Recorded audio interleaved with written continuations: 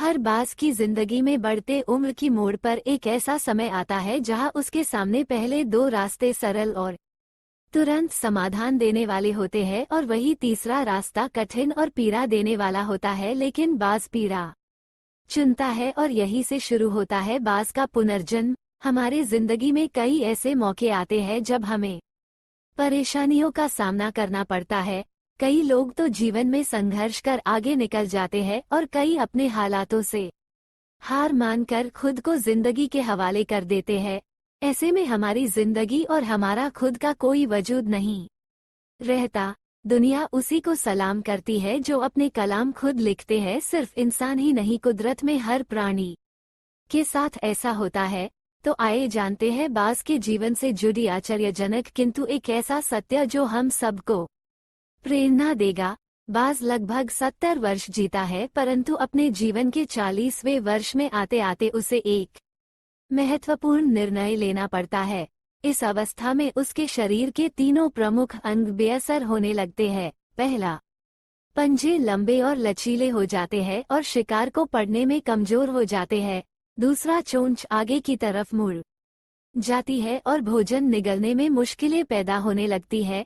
तीसरा, पंख भरी हो जाते हैं और सीने से चपकने से कारण पूरे खुल नहीं पाते हैं और उड़ाने सीमित कर देते हैं। भोजन ढूंढना, भोजन पकड़ना और भोजन खाना, तीनों प्रक्रियाएं अपनी धार खोने लगती है। उसके पास तीन ही रास्ते बचते हैं, या तो अपनी शरीर छोड़ दे या अपनी प्रवृत्ति छोड़ गिद्ध की तरह त्यागी हुए भोजन पर निर्भर हो जाए, या फिर स्वयं को फिर से स्थापित करे आकाश के साफ तौर से जाहिर बादशाह के रूप में। जहां पहले दो रास्ते सरल और तुरंत समाधान देने वाले हैं, वही तीसरा अत्यंत पीड़ादायी और लंबा। बाज पीड़ा चुनता है और स्वयं को फिर से स्थापित करता है। वह किसी ऊंचे पहाड़ पर जाता है, एकांत में अपना घोंसला बनाता है और तब शुरू करता है पूरी प्रक्रिया। सबसे पहले वह अपनी चोंच चट्टान पर मार मार कर तोड़ देता है। अपनी चोंच से अधिक पीड़ादायक कुछ भी नहीं है पंक्षी राज के लिए। अब वो इंतजार करता है चोंच के फिर से उगाने की, और उसके बाद वो अपने पंजे भी उसी प्रकार तोड़ देता है और इंतजार करना है पंजों का फिर से उगाने का। नई चोंच और पंजे आने के बाद वो अपनी भरी पंखों को एक एक कर नोचकर निकालता है और प्रतीक्षा करता है पंखों की पुनः उगाने का। 150 दिन की पीड़ा और इंतजार, और तब उसे मिलती है वही भव्य और ऊंची उड़ान। इस पुनर्स्थापना के बाद वो ऊर्जा, सम्मान और गरिमा के साथ 30 साल और जीता है।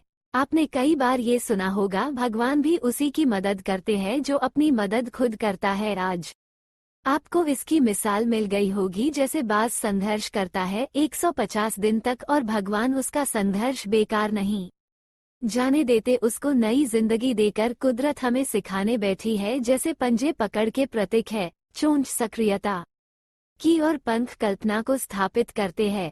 इच्छा हालातों पर काबू रखने की, सक्रियता स्वयं की अस्तित्व की गरिमा बनाए रखने की, कल्पना जीवन में कुछ नएपन बनाए रखने की। हम में भी 40 तक आते आते इच्छा, सक्रियता और कल्पना तीनों के तीनों निर्बल पड़ने लगते हैं। हमारा व्यक्तित्व ही ढीला पड़ने लगता है। आधे जीवन में ही जीवन खत्म होने जैसा लगता है। उत्साह, आकांक्षा, ऊर्जा नीचे की ओर जाने लगती है। हमारे पास भी कई विकल्प होते हैं, कुछ सरल और कुछ पीड़ादायक।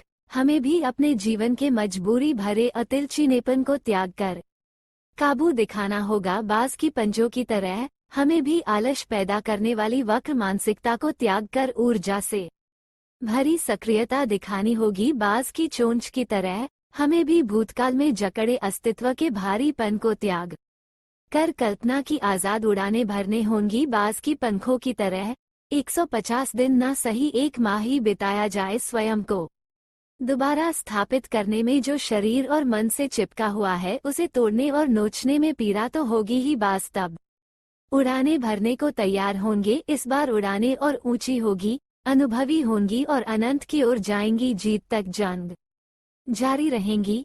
Thanks for watching. Like and subscribe. Please support the channel stories world.